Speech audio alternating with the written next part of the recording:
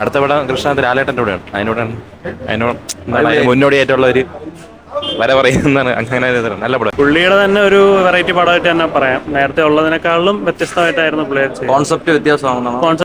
ഈ മനക്കലെ പഠിപ്പര കടന്ന പിന്നെ പാടവും പുഴയും മലയൊക്കെ ഇത് തന്നെയാണ്. കൃഷ്ണാന്തിന്റെ പക്ക പെർഫെക്റ്റ് പടമായിരുന്നു.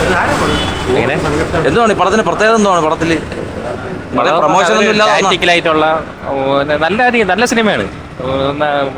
ആളില്ലെന്നുള്ളൂ, പക്ഷെ നല്ല പടമാണ് കാണാൻ. അത് കൃഷ്ണാനന്ദന്റെ ഒരു പടം തിയേറ്റർ വാച്ചിങ്ങിന് വേണ്ടി നമുക്ക് അങ്ങനെ കിട്ടിയിട്ടില്ല. മറ്റേ പുരുഷ പ്രായമായിരുന്നാലും മറ്റേ ആവാസവ്യൂഹമായിരുന്നവരൊക്കെ ആവാസവ്യൂഹം തിയേറ്ററിലുണ്ടെന്ന്, പക്ഷെ അത് കാണാൻ പറ്റില്ല. പിന്നെ പുരുഷ കണ്ടപ്പോൾ തന്നെ വിചാരിച്ച് തിയേറ്റർ വാച്ച് വേണമെന്നുള്ള ആഗ്രഹിച്ചൊരു പടമായിരുന്നു. നല്ല തിയേറ്റർ എക്സ്പീരിയൻസ്, നല്ല പടം തന്നെയാണ്. ഡ്യൂറേഷനൊക്കെ 1.25 മണിക്കൂറേ ഉള്ളൂ. എന്നാലും ആ ഇരിക്കുന്ന സമയം അത്രയും വല്ലാതെ അങ്ങനെ ഒന്നും ഇല്ലാതെ ആ ഒരു സ്റ്റൈൽ മേക്കിംഗ് ആയിരുന്നു. അടുത്ത പടം കൃഷ്ണാന്ത് ലാലേട്ടൻ്റെ കൂടെയാണ്. അതിനോട് മുന്നോടിയായിട്ടുള്ള ഒരു വര പറയുന്നതാണ്. അങ്ങനെ നല്ല പടമായിരുന്നു. നല്ല പടമായിരുന്നു. എന്താണ് ഇഷ്ടപ്പെട്ട എടുത്തു പറയാനായിട്ട് കൃഷ്ണാന്ത് ഡയറക്ടറിന്റെ ഒരു പ്രത്യേക ഫിലിമോഗ്രഫി ഉണ്ടല്ലോ.